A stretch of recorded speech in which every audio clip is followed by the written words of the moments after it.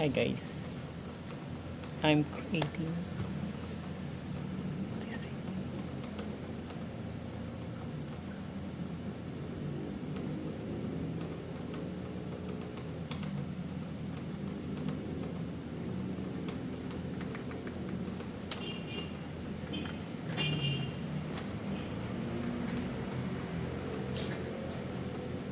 Kilala mo si Edison? Hindi. Ano ba't ka, Lodi, yung mga tao, lagi nila ako nakwentuhan ng mga problema nila.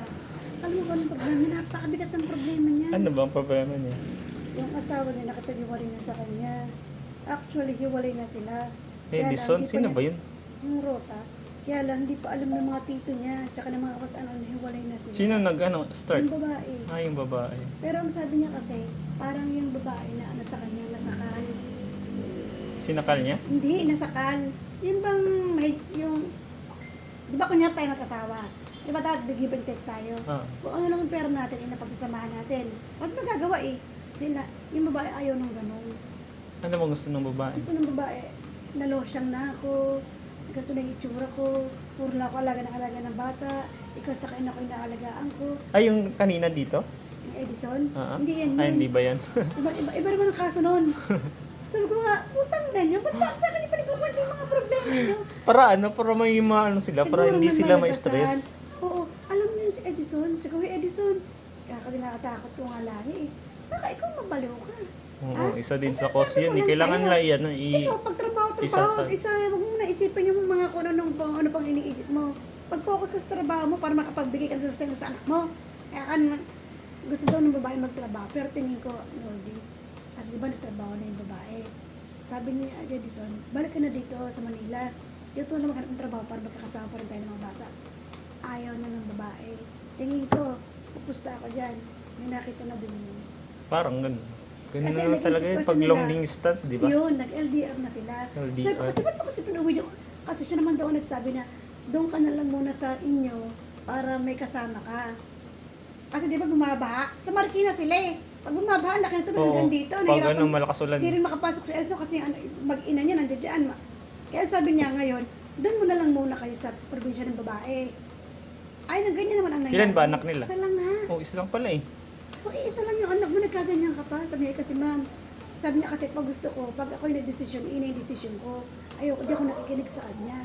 Pangit naman. Sabi ko naman, Hindi siya pero ko alam mo ko kayong babae, okay na ako dun. Ay, gusto wag ako magtrabaho? Oo, maganda nga Okay yun. na ako dun. Di ba? Kaya mo na akong buhayin eh. Okay na ako dun. Kaysa magtatrabaho ka. Baka may nakita nga. Siguro tingin ko, ganun. Kasi sabi ko, ba't hindi mo kasi pinayagan ko siya, ma'am, kasi ang dahilan niya sa akin, nalolotion siya, wala siyang pambili ng Lotion? gamit niya, ng lotion niya, mga ganun niya. Yung sahod ko kasi sa bata, sa pagkain, Sa bata sa lang. eskwelahan ng bata. Ano problema Oo, doon? sabi ko, alam mo Edison, hindi ko may pagkukulang yan. Ang may pagkukulang yan yung babae. Kasi naghahanap pa siya ng something more na meron naman na siyang May ayaw gusto na pa nga siyang siya. gawin. Oo. Eh, sana, Dapat kung di mo para sila- sa anak na yan, hindi, ba't siya makikipaghiwalay? Oo. Eh, LDR na kayong matagal eh, ba't ngayon lang niya sasabihin maghiwalay na? Diba? Sabi ko, alam mo, LDR kayo, diba? Pumayag siya sa ganung setup ng relasyon niyo. Bakit niya gusto niyo nang tapusin? Baka may nakita ni Edison. Alam mo, Edison, ganito lang yan.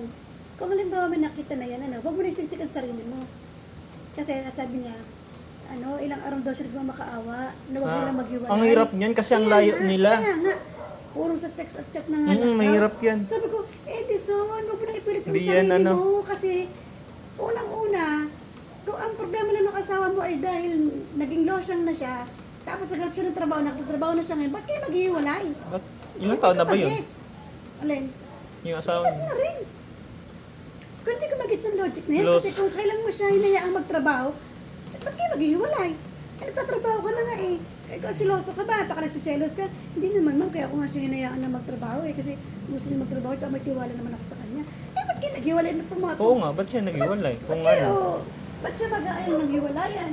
Kung pumatong ka naman, kung pumayag naman pala, kahit maayos ang usapan, magtrabaho siya para tutulong sa'yo. Ba't na kailangan mo kapag-hiwalay sa'yo? Kung maghiwalay sila, anong mangyayari sa anak nila? So, support pa rin siya. Support siya. Pero ang bata nasa babae.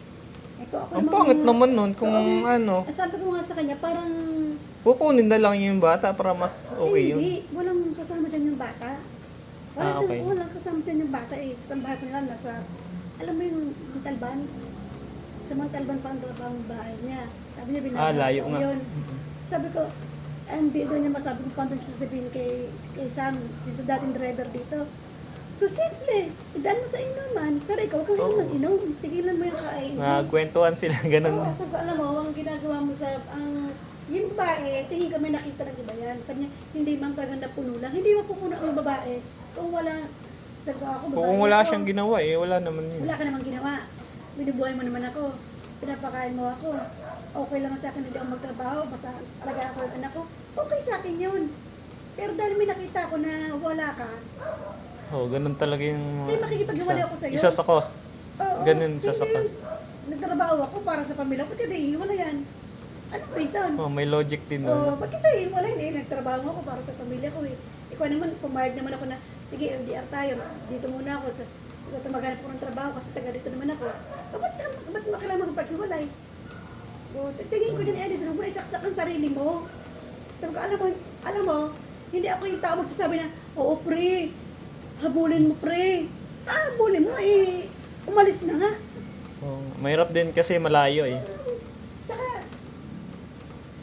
baka yung babae, syempre, nagtatrabaho, nade-develop. Siyempre madidevelop. Sino ka lang May kasama niya? mangyaring ganun na May- senaryo. Sabi ko sa kanya, Kung huwag ka nang maghabol.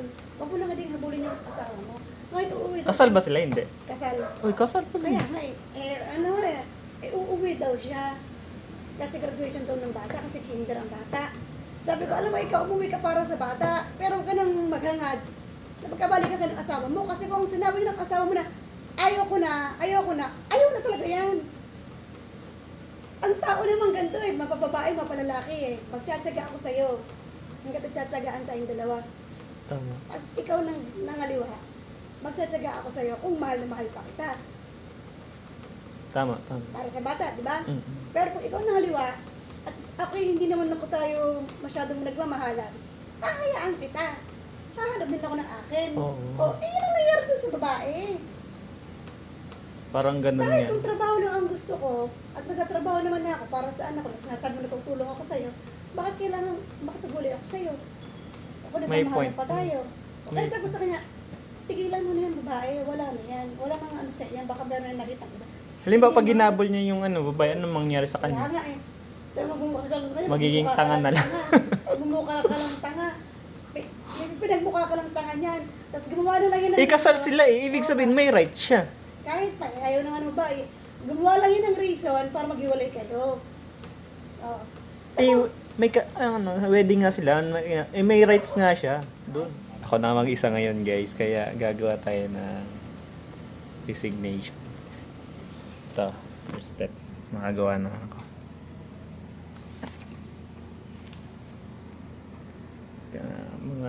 Tagal mga tapos. And then dito, this is my tomorrow ata yung sasabihin ko sa HR. Then, namiss ko yung table ko. Yung table ko yan. Ayan, take. Then, mamaya, natapos na rin ako. Pauwi na rin. Then, print. Okay na to. I'm writing the formal resignation. Formal resign from my position. International Corporation. Effective March.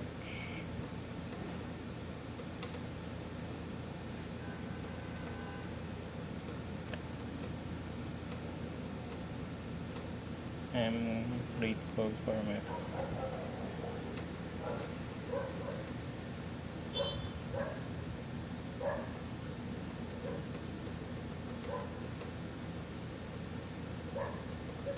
okay na to.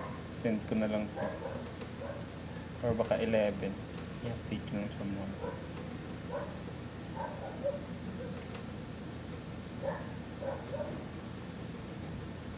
Thank you a lot. Once again.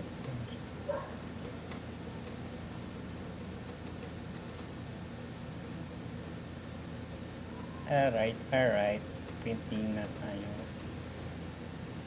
Hindi, okay na to. Save natin ulit. Lagay natin sa Messenger.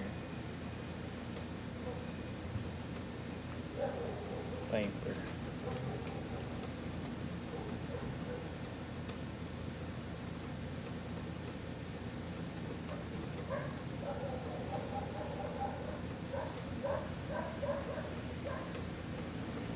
Ay, notes. Kasi nawawala kasi ito. Diyan download ko na.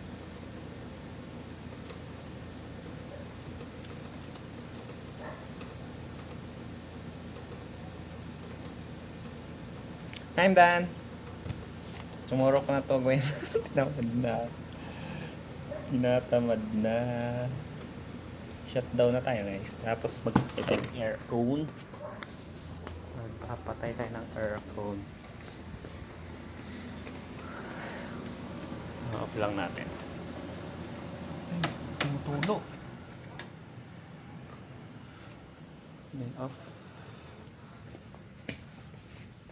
Ano ba yun? Si Ar nilalagay yung flash drive sa ano? Kaming dismiss kanina. 18 minutes yung inabot. Kaya inabot.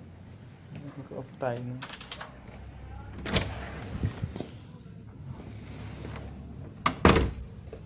And then, alis na ako. Laka, nakaabot ng 15 minutes. Done.